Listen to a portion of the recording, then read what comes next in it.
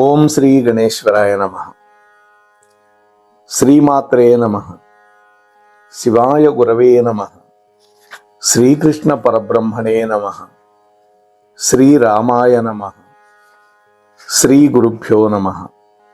నారాయణం నమస్కృత్య నరం చైవ నరోత్తమం దేవీం సరస్వతీం వ్యాసం తతో జయముదీరయేత్.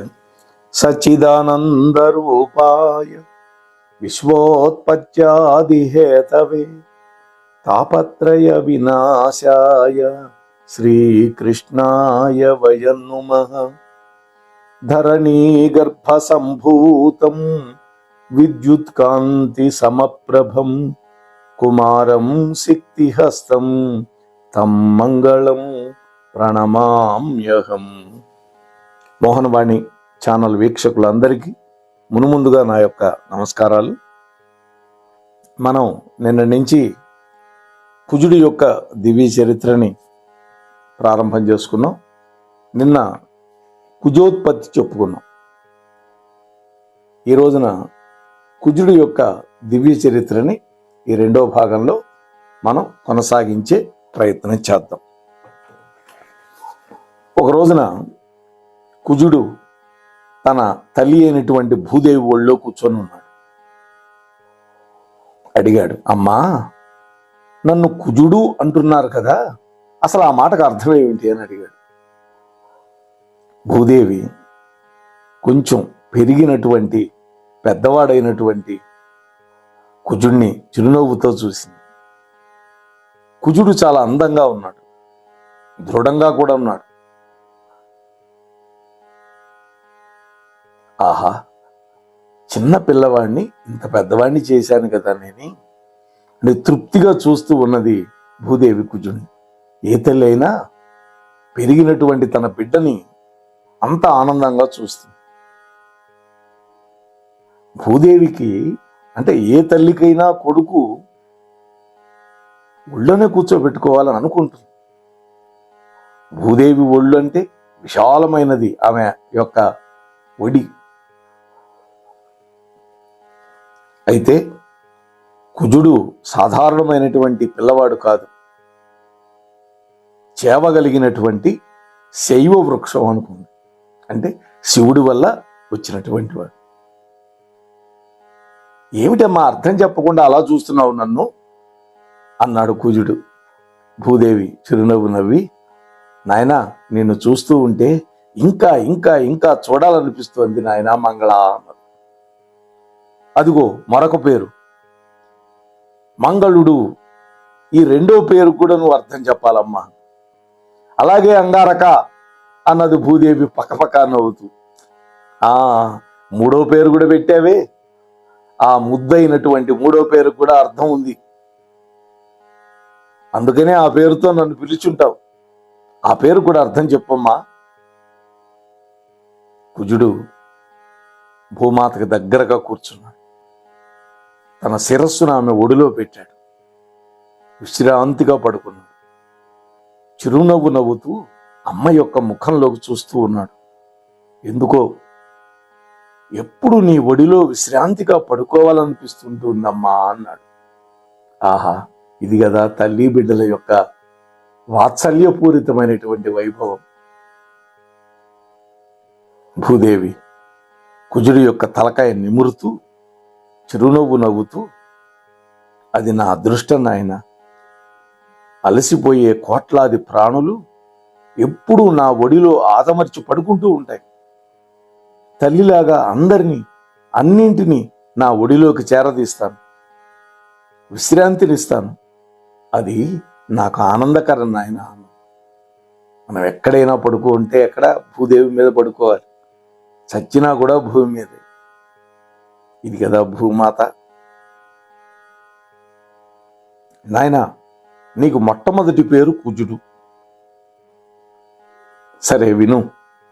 భూమి అచల అనంత విశ్వంభర స్థిర ధర ధరణి ధరిత్రి ధాత్రి క్షోణి క్షితి వసుమతి వసుంధర వసుధ ఉర్వి విపుల పృథ్వీ క్ష్మ, అవని, మహి, మేదిని, ఇలా, జగతి, రత్నగర్భ, ఇవన్నీ నా పేర్లు అన్నది.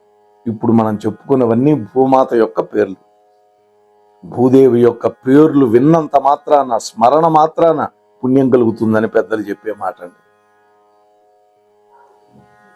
వీటితో పాటు కుహు అనేటువంటి ఒక ఏకాక్షర నామధేయం కూడా నాకున్నది. కు నుండి జన్మించినావు కాబట్టి నిన్ను పరమేశ్వరుడు కుజుడు అన్నాడు. భూమిని కువలయము అంటారు. ఓహో, కుజుడు అంటే భూమిజుడు అని, భూమిపుత్రుడు అని అర్థం కదా అన్నాడు. అయితే అమ్మా, నీకు ఎన్ని పేర్లున్నాయో అన్ని పేర్లు నేను కూడా పెట్టుకోవచ్చు కదా. కుజుడు నవ్వుతూ అన్నాడు. ఇప్పుడు రెండో పేరు మంగళుడు. మంగళుడు ఎందుకైనాడు? నువ్వు మంగళవారం రోజు పుట్టావు. ఆ కారణంతో అందరూ నిన్ను మంగళుడు అన్నారు. వాస్తవానికి మంగళవారం అనగానే చాలా మంది భయపడిపోతూ ఉంటారు. మంగళానికి కారణమైనటువంటి వారం అది. కుజుడుకు సంబంధించిన వారం అది.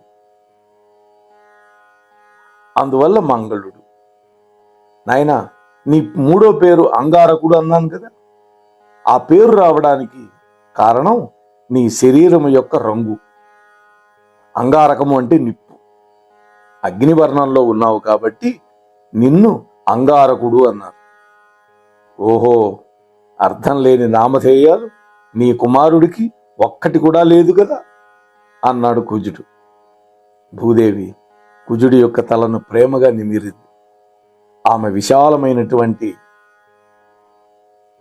ఒడిలో ఉన్నటువంటి కుజుడి యొక్క ముఖం మీద ఆ తల్లి ప్రేమ అనేటువంటి అమృతాన్ని కురిపిస్తూ ఉంది. అవును నాయన, నీవన్నీ కూడా సార్థక నామధేయాలి. సార్థకము అంటే అర్థం ఉన్నటువంటి అని. ఇవాళ రేపు కూడా కొంతమంది పేర్లు పెడుతున్నారు పిల్లలకి, అర్థం పర్థం లేని పేర్లు పెడుతున్నారు. అలాంటి పేర్లు పెట్టకూడదండి. మహాత్ములను అడగండి, ఈ పేరు పెట్టాలనుకుంటున్నాం, పెట్టమంటారా వద్దా? మరొక్క ప్రశ్న అడుగుతానమ్మా, నిజం చెప్పు. నీ పేర్లకున్న అర్థాలు నిజంగా నీకు తెలుసా అన్నాడు.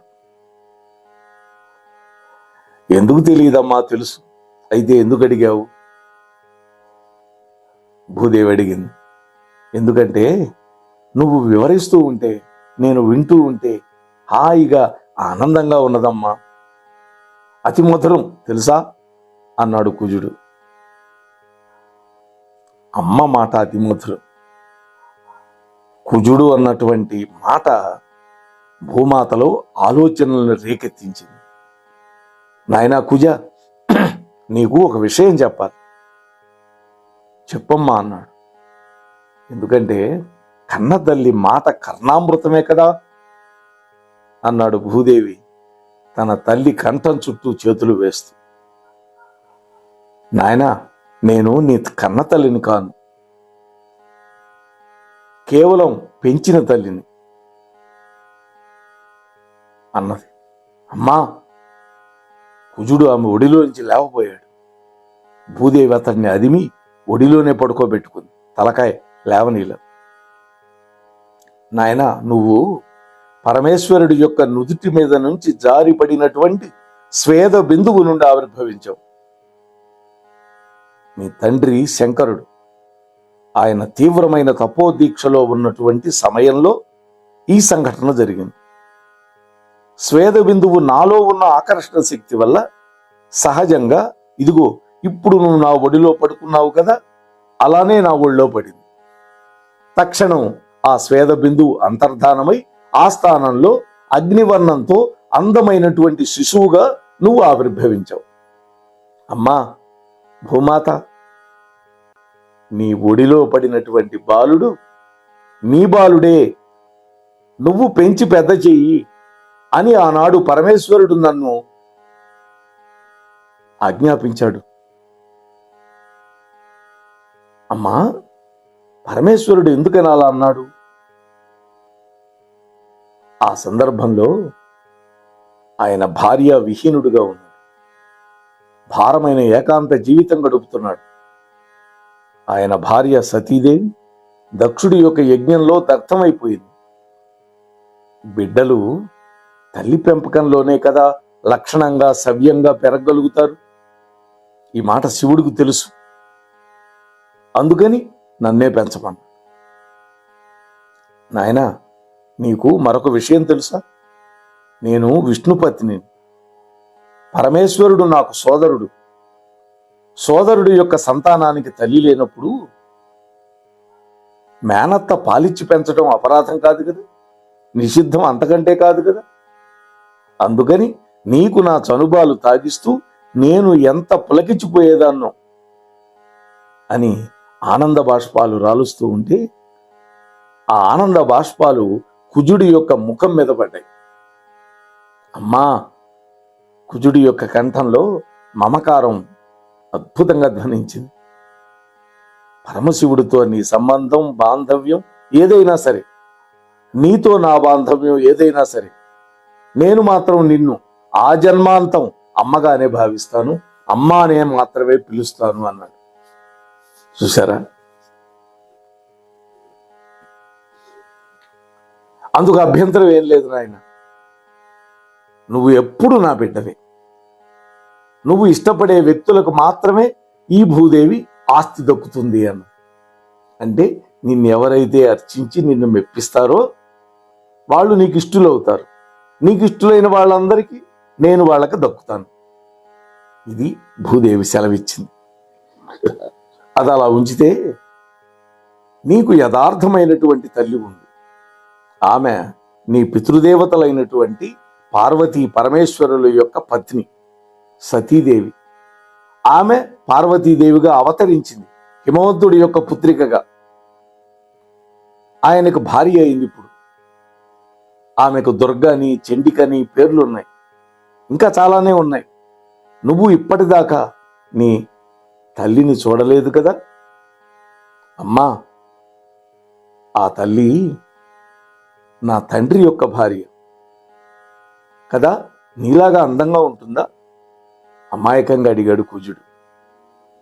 నాయన, ఆమె సౌందర్య ఖని, సౌందర్య లహరి, త్రిలోక సుందరి, ఆ శివాని, త్రిజగన్మోహిని. నువ్వుకు ఆ జనయిత్రిని దర్శించాలి, ప్రార్థించాలి, కీర్తించాలి. ఆ తల్లి యొక్క ఆశీర్వచనం కూడా పొందాలి. ఆమె ఇచ్చే వరాలు మూటగట్టుకోవాలి నాయన అని భూదేవి చెప్పుకుపోతుంది. అమ్మా, నువ్వు ఉంటే అన్నీ ఉన్నట్లే కదా అంటే అట్లా అనద్దు నాయన. నీకు శివపత్ని అయినటువంటి ఆదిపరాశక్తి యొక్క కరుణ ఎంతో అవసరం. 3 లోకాలకి తల్లి అయినటువంటి ఆమె నీకు తల్లి కావడం నీ అదృష్టం. నీ విద్యాభ్యాసం పూర్తయింది, యువకుడు అయ్యావు, వివాహం చేసుకోవాలి. ఆ శుభకార్యానికి శుభసూచకంగా ఆ పార్వతీమాతని ఆరాధించి ఆ తల్లి యొక్క అనుగ్రహం సంపాదించు అని భూదేవి ప్రోత్సహిస్తూ చెప్పింది. సరే అమ్మా, అయితే రేపే కైలాసానికి వెళతాను అన్నాడు కుజుడు. భూదేవి చిరునవ్వు నవ్వింది. నాయనా, నువ్వు ఆ తల్లి దగ్గరికి వెళ్ళడమే కాదు, ఆమెను అత్యంత భక్తి ప్రపత్తులతో సేవించాలి. ఆ సేవ ఫలితంగా, ఆ భక్తి ఫలితంగా ఆ తల్లి యొక్క కరుణని, వరాలని సముపార్జించుకోగలుగుతావు.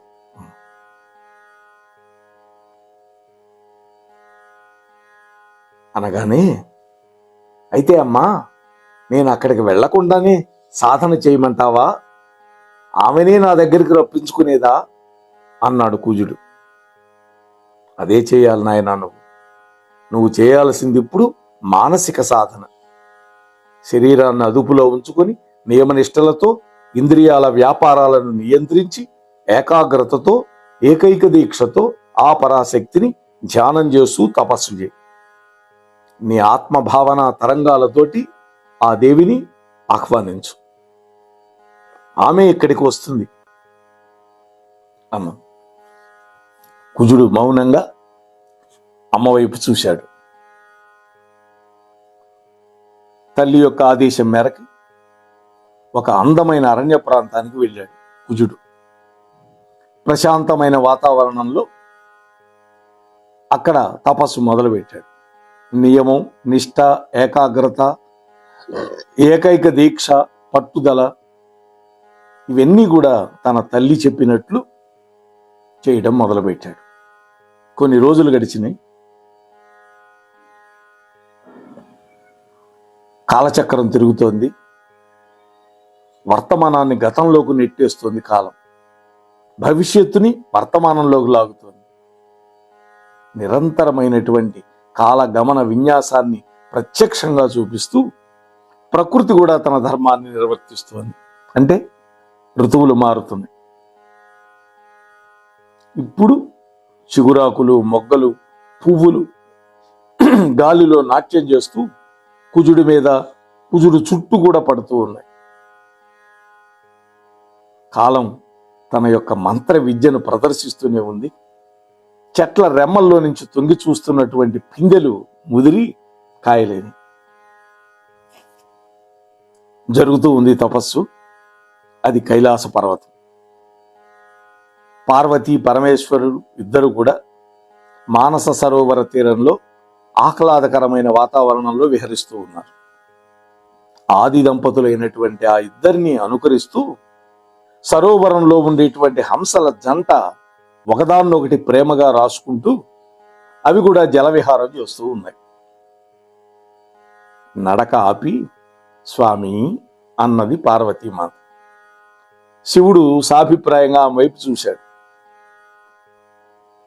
ఆయన మూడవ కంటి కింద అందమైనటువంటి కనుబొమ్మలు అందంగా కలుసుకుని, చూశారా మీ పుత్రుడు కుజుడు తపస్సు చేస్తున్నాడు అన్నది పార్వతీమాత. మన పుత్రుడు అనలా, మీ పుత్రుడు అన్నది. అలాగా, ఎవరి గురించి దేవి? శివుడు అమాయకంగా అడిగాడు. నా గురించి. నీ గురించి తపస్సు చేస్తే చూడాల్సింది నువ్వు కదా, నేను కాదు కదా. పరమేశ్వరుడు చిరునవ్వుతో అన్నాడు. మీ కొడుకు నా గురించి తపస్సు చేయటం ఏంటి? పార్వతీదేవి అడిగింది. పరమేశ్వరుడు నవ్వి, నా కళ్ళల్లోకి చూస్తూ చెప్పు. పార్వతి, నా పుత్రుడు నీ పుత్రుడు కాదా? కాలేడా?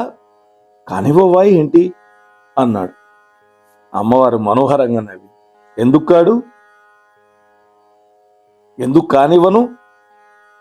వాడు నాకు కొడుకే. అయితే నన్ను ఎందుకు అడిగావంటే, మిమ్మల్ని ఎందుకు అడిగానంటే, నేను రానప్పుడు మీరు కన్న కొడుకు కదా, ఏమి వరం ఇవ్వమని ఆజ్ఞాపిస్తారో తెలుసుకుందామని అడిగాను, అంతే, వేరే ఏమీ లేదు అన్నది పార్వతీమాత. తండ్రి చెప్పడం అనేది ఒక రకంగా తల్లిని చిన్నబుచ్చడమే అవుతుంది. ఎందుకంటే పార్వతి తన బిడ్డలకు ఏమి ఇవ్వాలో తల్లికి తెలిసినంతగా తండ్రికి తెలియదు అన్నాడు. నిజమే అది. తన బిడ్డలకి ఒక కన్న తల్లి అడిగినవన్నీ ఇస్తుంది, అడగని కూడా ఎన్నో ఇస్తుంది అని పరమేశ్వరుడు అన్నాడు. పార్వతీదేవి ఒక్కసారిగా పరమేశ్వరుణ్ణి తన యొక్క బాహులతలతో బంధించింది. ఆహా పరమేశ్వర, మాతృమూర్తి యొక్క తత్వాన్ని ఎంత గొప్పగా చెప్పారు మీరు అన్నది. తల్లి లేని వాణ్ణి కదా పార్వతి, అందుకే అంత గొప్పగా చెప్పగలిగాను. శంకరుడు నవ్వి అన్నట్లు నేను కన్నటువంటి కుజుణ్ణి నువ్వు ఎప్పుడు అనుగ్రహిస్తావు చెప్పు అన్నాడు. అది రహస్యం, అతి రహస్యం స్వామి అంటూ నవ్వుతూ అన్నది పార్వతీదేవి. ఈ విధంగా వాళ్ళిద్దరు మాట్లాడుకొని వ్యాఖ్యలు ముగించుకొని మందిరం వైపు వస్తూ ఉన్నారు. సరస్సులో విహరిస్తున్నటువంటి హంసలు రెండు వెంటనే నీళ్లలో నుంచి బయటకు వచ్చి వాళ్ల వెనకే నడుస్తూ ఉన్నాయి. హంసలు చేస్తున్నటువంటి శబ్దం విని శంకరుడు వెనక్కి తిరిగి చూశాడు. పార్వతి, ఆ హంసలు ఎందుకు నడుస్తున్నాయో మన వెనకాల తెలుసా? నాకు హంసల యొక్క హృదయం తెలియదు కదా స్వామి అన్నది పార్వతీమాత. నాకు తెలుసు. చెప్పేదా చెప్పండి స్వామి అన్నది అమ్మవారు. నీ నడకను చూస్తూ నీలా నడవడం నేర్చుకోవటానికేమో అన్నాడు శివుడు. పార్వతీమాత కిందికి వంగి మానస సరోవరంలోని నీటిని దోసిటితో తీసుకుని శివుడి మీదకి చల్లింది చిలిపిగా. మరి ఆ తర్వాత ఏం జరిగింది, అమ్మవారు కుజుడికి ఎటువంటి వరాలు ఇచ్చింది, అనుగ్రహించింది అనేటువంటి విషయాలని పరమేశ్వరుడి యొక్క దివ్యానుగ్రహంతో రేపటి రోజు కలుసుకుని మనం ముచ్చటించుకునే ప్రయత్నం చేద్దాం. అంతవరకు ఈ ఛానల్ని చక్కగా వీక్షిస్తూ ఉండండి. మీతో పాటు మరికొంతమందికి షేర్ చేయండి. తద్వారా వీక్షకుల సంఖ్య పెరగాలి, అలాగే సబ్స్క్రైబర్లను కూడా పెంచండి అని మిమ్మల్ని మనస్ఫూర్తిగా కోరుకుంటూ స్వస్తి సర్వేషాం. మన కార్యక్రమాలు నచ్చితే ఒక లైక్ చేయండి, మాకు ఎంతో ఎంకరేజ్మెంట్గా ఉంటుంది. అలాగే కామెంట్ చేయండి. కామెంట్ చేస్తే మేము మంచి క్వాలిటీ కంటెంట్ అందించడానికి దోహదపడుతుంది. ఆడియోస్ని షేర్ చేయండి. ఆడియోని షేర్ చేస్తే మన ఛానల్ అభివృద్ధి చెందడానికి ఉపయోగపడుతుంది. ఇంతవరకు మన కార్యక్రమాన్ని చూస్తూ ఎంజాయ్ చేస్తున్నట్లయితే, ఒకవేళ సబ్స్క్రిప్షన్ కనుక చేయలేకపోతే ఇప్పుడే ఈ క్షణమే సబ్స్క్రైబ్ చేసుకుని ఆ పక్క నుండి బెల్ బటన్ మోగించండి. వినండి, వినిపించండి, వింటూనే ఉండండి మోహనవాణి తెలుగు పోడ్కాస్ట్.